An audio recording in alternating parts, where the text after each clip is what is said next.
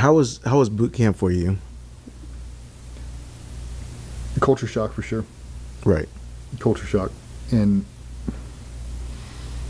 I felt like I had to get ready for buds, and they weren't giving me the opportunities to get ready for buds. So you would set up these little, you'd wake up 2:30 in the morning, you'd do like these PT evolutions with all the guys that want to be SEAL, EOD, SWIC, diver. Like, you guys would all huddle in the back corner when nobody's looking, just cranking out push-ups, flipping over racks, doing pull-ups, pushing them together, doing dips, just trying to get ready for the screen test because you never really know when it's going to come.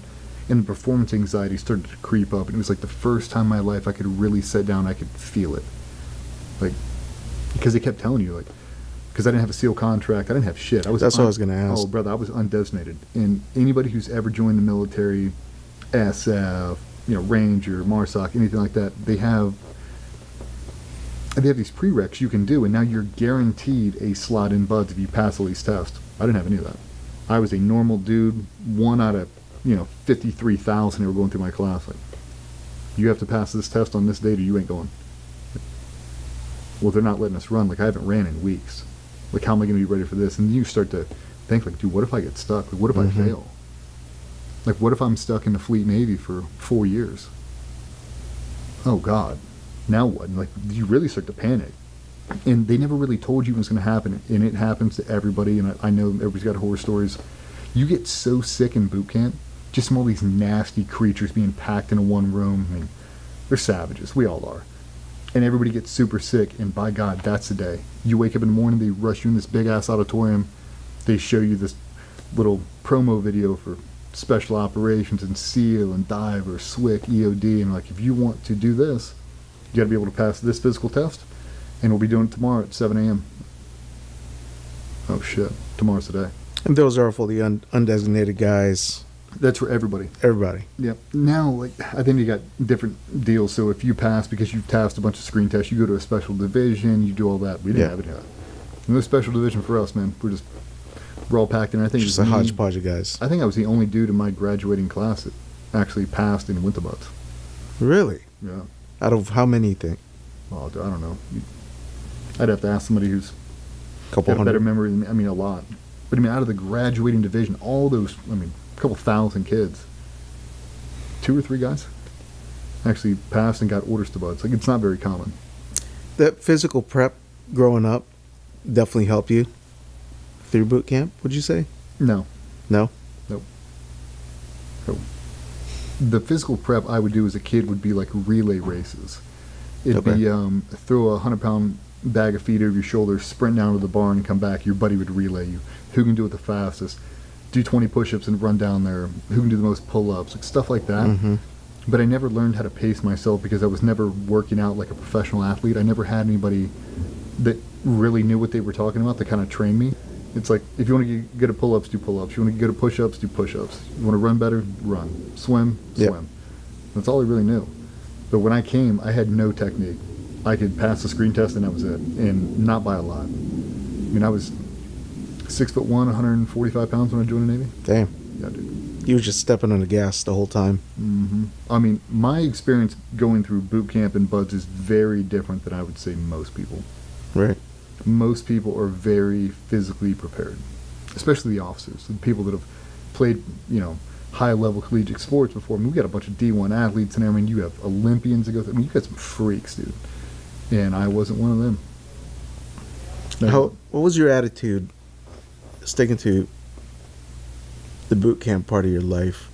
Do you have any attitude going in knowing you were open, clean slate? I was so humbled. I was so scared that I was going to get fucked over and get booted out of there. And I'd be shocked if anybody would say anything different. Like, I never thought I was cool because I finally got orders to buds or anything like that. Like, I was just, I want to get through this thing. I don't want anybody to know who I am. I don't want to get in trouble. I don't want to piss anybody off. I want to do my time, like, getting locked up for an 18-month prison sentence. I want to do my time and get out. Do my time and get out. Right. That's all I want. I just want to get to Coronado. That's all I want right now. And lucky enough for me, that's what happened. And how long were you in boot camp? Dude, I think boot camp's 8 weeks, maybe 12 weeks. But I couldn't tell you. I don't remember. I remember probably 3 significant events of all of boot camp, and Outside of that, like, it's a blur. Like, my wife can remember every detail of boot camp. I can't remember any of it. Mm. It's like I whitewashed. Yeah, it's kind of like I went on autopilot through the entire process. I don't remember anything. What's one memorable event from boot camp you can share with us? The initial getting off the bus, them bringing you in this room, and it was like you time traveled. Like, you would doze off. They tell you not to sleep. You would doze off, and people would be gone.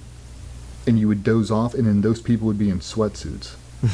And then you doze off, and then more people in sweatsuits. You're like, what the fuck? And then all of a sudden, you're up and you're walking. Mm-hmm. They take you back there. You get stripped down naked. Dudes are having you do all these weird checks. You get big lines just shooting you with needles all over the place. You get new clothes. You get all this stuff, and then you go back in there, and it's like you touch down. What have I been doing? Did it just hit me with something? That doing the workouts in your free time, playing pranks on each other. I remember a surreal moment for me is you finish what's it called, battle stations. Okay. It's like this big drill. It's kind of like the culmination of boot camp, all this stuff, and they give you a hat swap from the hat you wear when you go through Navy boot camp says recruit on it, and when you graduate battle stations they give you one that says Navy on it. It's like now you're like a Navy sailor. And I remember sitting there, them handing out all the hats and people putting them on, and dudes were breaking down. I mean, emotionally just dumping, leakage, just crying their ass off, just so proud of what they had done. And I felt like I was missing out on something because I wanted to feel that. Like I wanted to be excited as everybody else. Right. And I wasn't. I was like, when the fuck are we going to get out of here? Because that's not what you wanted. No, I just want to get to California, dude. I don't care about this hat. Like, I think I'd never put it on. It's like you never wear that. We have a big ceremony out at Bud's when you check in, you burn all of your regular Navy clothes. You burn them all. Mm. You burn the sweatsuits. You burn the dungarees. You burn everything that's Fleet Navy because you're never going to go. And it's funny because when guys quit, they don't make it. You see those same dudes that following week rebuying all that stuff at like the local NEX because now you have to get it remade. Right. Yeah, it's a big party. Shred them all, cut them all up. Mm. Yeah, boot camp was it was a thing you had to get through. I mean, I met some cool dudes in there, but nobody I ever kept in contact with. It was more just like, I have to get through this to get to that stage. Yeah. Let me just get through it as fast as humanly possible. It sucked though. So when you got to, let's talk about Buds. When you got to Buds, were you still 17? Mm-hmm. It's easy to say that you might have been the youngest dude. I was the youngest in that class for sure. Has anyone else been the youngest guy to enter Buds aside from you? Oh yeah, I mean, there's a handful of dudes that have done it at 17. Okay. It all just kind of depends on where you break out, like when your birthday is. And Mm-hmm. it's not common anymore. Just really because the process is so long to get into now. There's not that many. You'd have to graduate high school the day after your 16th birthday, go straight in to be able to make it through that process. Right. Because it's so hard to get in now. Right, like the wait list to get a Buds is years, depending on where you're at, what Yeah. demographic you're coming from, what state and city. Right. It's a long process to get through, but yeah, I mean, I checked in at 17. We had one of our family friends that I grew up with forever. He was the XO of Buds itself, I believe, at the time, and he dropped me off at the quarterdeck. How awkward was that? I didn't think he was awkward because I've known him my whole life. So like, he picks me up from the airport. I fly into San Diego. He picks me up. I go back to his house, hang out with him and his wife. We're eating carne asada tacos. He's driving me around. We go to, the old school spots that everybody goes to. Like, Right. this is Jalisco's. This is McPee's. Stay the fuck out of here. Don't go in this bar. Don't ever go in this place. And that this is where you go. This is where you check in. This is where your barracks is going to be. And he pulls me up to the front door of Bud's. I've got my little sea bag. I'm in my stupid uniform, and he walks me through. He's like, "Hey, this guy's checking in for Buds." I'm dropping him off. He's like, "Cool."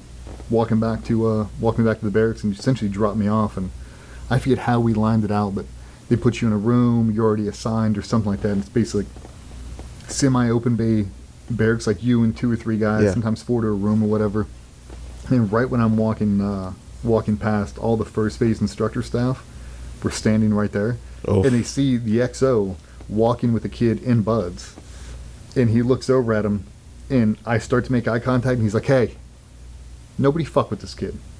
Right? It's Don Shipley's kid. I've known him for a long time. I've known him his whole life. I'm asking you, be professional, and please don't fuck with this guy. And a bunch of those guys I recognized because they were at Team 2. So Right. 6 out of the 10 I knew. And I was like,